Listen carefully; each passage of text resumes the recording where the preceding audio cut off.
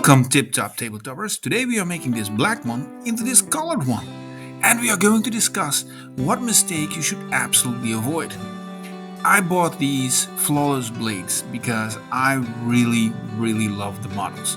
I love the way they look, all three of them. I love the head and this really, it sort of gives me the Silent Hill vibe. So I definitely wanted to make these awesome. And as I started off with this model, I was like, okay, I'm gonna start with white. I want to have that white armor and a beautiful color trim on that. I've done the ones with gold, as you have seen in the shorts, where I did the Marines themselves with a golden trim. But somehow, after doing those and then starting off with the flawless blades, it just didn't connect, and it made me think about what I really like about painting miniatures. And I came to the conclusion that I am a great fan of vibrant and bright colors. So that means I really want to work the colors up to yellow or pink or any of those ways, And that's actually something that I would like to discuss with you, the viewers. What do you think about that? Do you like high contrast colors, like really something vibrant? Or are you more a fan of the dark and gritty way that certain miniatures are being painted? So I made that mistake, and I made one of the flawless blade into a golden one with white, and it didn't look that good. So I was like, okay, I'm gonna do something else. And my wife said, okay, pick this color. And she just picked out the green. And I'm like, yeah, I'm gonna do that.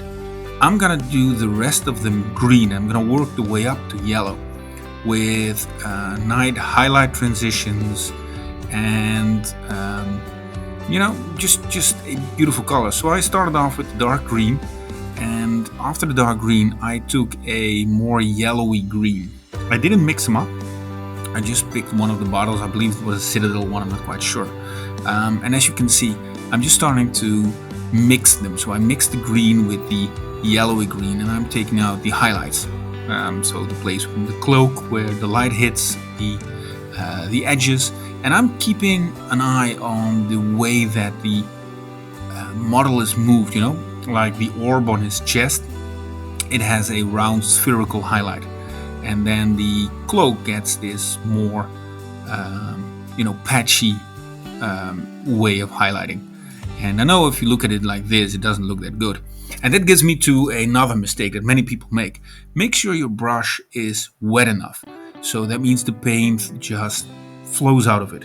It's something that I really need to stress. It's something I learned pretty late in my painting things. To make your brush wet enough so the paint flows off. If you're struggling to get the paint off, you need to make the brush a little bit more wet. Do it with water, do it with your mouth. It doesn't really matter. Just do it with something that lets the flow come out. And as you can see here, I really worked up towards the yellow. So that's time for skin. One of the other things that we always struggle with. And I am really grateful for the wash that I'm doing at the end. So I'm working up from dark pink to a little bit more highlighted pink, a skin tone.